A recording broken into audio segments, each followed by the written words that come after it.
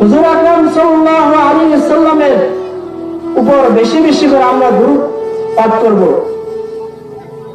দুরূদের মধ্যে বলা হয়েছে দুরূদে ইব্রাহিম বেশি বেশি করে পাঠ করি, আল্লাহ রাব্বুল আলামিন তার একবার যদি পাঠ করা হয় তার 10টা গুনাহ মাফ করে দেয়, 10টা মর্যাদা বৃদ্ধি করে দেয়। এর জন্য আমরা বেশি বেশি করে দুরূদ শরীফ পড়ব। আর হাদিসের মধ্যে আসছে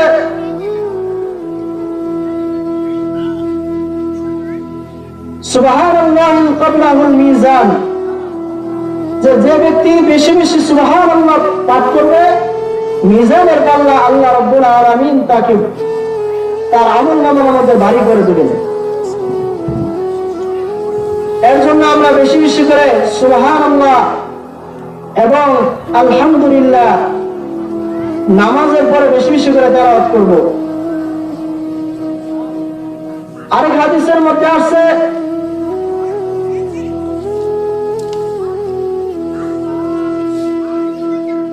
সুবহানাল্লাহ যদি একবার করা হয় জান্নাতের মধ্যে একটি গাছ নির্মাণ করা হয়।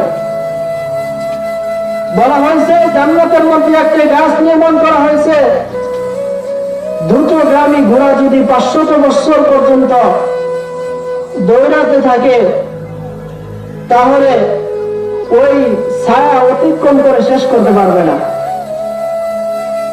এর জন্য আমরা সুবহানাল্লাহি ক্বাবলাহুল মিজান সুবহানাল্লাহ বেশি বেশি করে তেলাওয়াত করব, আর ইস্তিগফার তেলাওয়াত করব বেশি বেশি করে। আল্লাহ রাসূল সাল্লাল্লাহু আলাইহি ওয়াসাল্লাম বলেন কেউ যদি একবার ইস্তিগফার করে তার গুনাহ যদি সমুদ্রের ফেনা পরিমাণ হয়ে থাকে তাও আল্লাহ রাব্বুল আলামিন তার ইস্তিগফারের উসিলা তার গুনাহকে মাফ করে দেবেন। সুবহানাল্লাহ। এর জন্য সংক্ষিপ্ত কথাবার্তা যাই বললাম, আপনাকে আমাকে আল্লাহ রাব্বুল আলামিন আমল করার তৌফিক দান করেন। ওমা তাওফীকি ইল্লা বিল্লাহ। আসসালামু আলাইকুম ওয়া রাহমাতুল্লাহি ওয়া বারাকাতুহু।